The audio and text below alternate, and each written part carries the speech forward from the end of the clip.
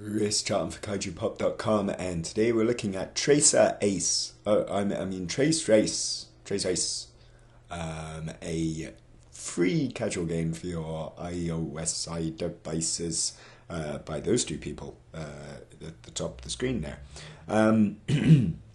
The deal with this game is that it's a game about tracing things quickly, as you might have guessed by the title up the top there. And it's about kind of speed versus accuracy is the idea. So I'll show you what it's all about. Basically, the idea as we go around the tutorial here is that you've got to trace the outline of a shape, and it kind of defaults, if you're playing on iPhones, to this kind of horrible zoomed in view when you put your finger down on the screen, but it's alright, I got 50% there. You've got to do the entire shape in one continuous stream, I guess, without taking your finger off the screen. Once you take your finger off the screen, it'll just go, hey, you're done. And as the game suggests, there's a couple of different modes. There's a speedrun mode where you have 2 minutes to get through as many pictures as you can. And there's an arcade mode where it's kind of topping up the amount of time you have after you complete each picture. But the one thing, yeah, as you just saw where I held my finger onto the screen there, it kind of zoomed in around where my finger was, and that just makes me go cross-eyed and doolally. So I've actually found the best way to play this game is to not take any of the guides and just go bareback, so to speak, and go at it. It says I've got a high score of a mighty 0 here, but I have been playing this a fair bit, honest. I had to delete it to make room for something, and then I just realized, oh, I still need to make a video of this thing. So I'm going around the outside of these shapes here, and the 3 difficulty modes kind of determine. It's weird. You'd have thought they'd determine what kind of pictures you get and whether you get more complicated pictures or not. That's not the case. What it actually determines is how strictly the game grades you, basically, on completing these drawings. There's a fair few drawings here for free, and I'm playing the free version here. And then you can shell out for more drawings in DLC packs, and you can also pay to get rid of the obnoxious ads that are on the top of the screen. Sometimes they pop up to full screen as well. But yeah, so this is the beginner difficulty level here, so it's not too demanding.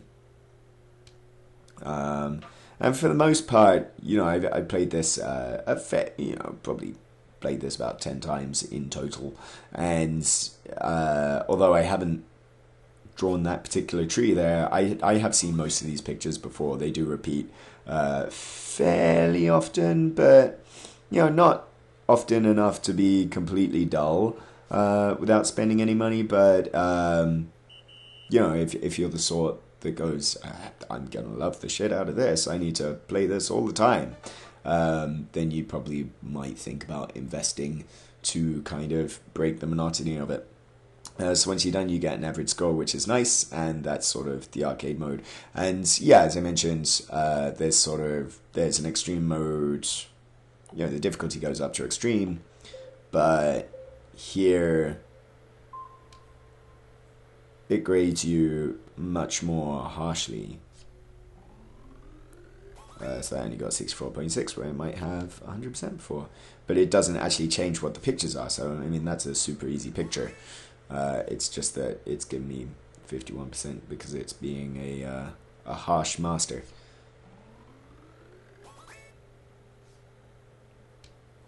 But if I screw it up like that, then it gives me 0, and then I lose a life. If you lose 3 lives, obviously you are out. So there's that. Yeah, hey, Mystery Manor. That sounds interesting.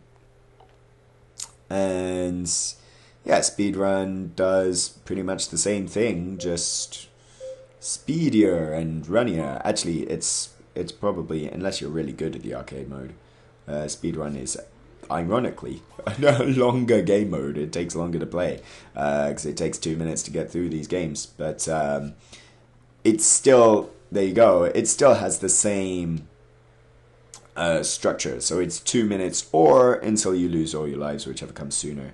I like as well that it gives you it rates your speed on each drawing, saying whether you did quicker or, slower than average. Although I think that's probably based on par times rather than what other people are doing.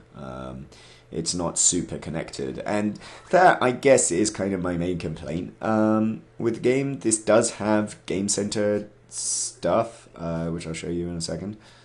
Ooh, a lighthouse. I haven't had a lighthouse before. Nailed it. This does have leaderboards in it, but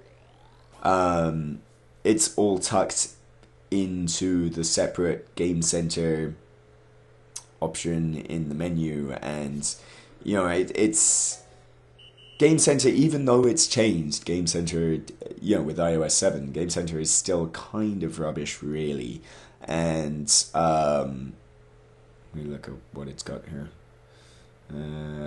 So there's leaderboards for each game mode, and it keeps track of a bunch of different stuff there. But it's still a pain to have to go to Game Center and then dig through that. And for me, actually, I didn't know that was the Game Center logo these days. So I had no idea that that this did actually keep track of high scores or whatever. And for a game like this, which is centered on casual, here, have a quick go, when you've got 10 seconds, it needs to be telling you this stuff all the time. It needs to be telling you, right, here is your nearest competitor, here's what they got, here are the top scores this week or whatever. It needs to be telling me that after every time that I play the game, not as a separate option on the main menu there. But still, it's inoffensive enough, and it's free to try. So it's not that game if you find yourself with idle minutes to spare. So yeah, that's Tracerace. Chris Charlton for KaijuPop.com. Thanks for watching. Bye.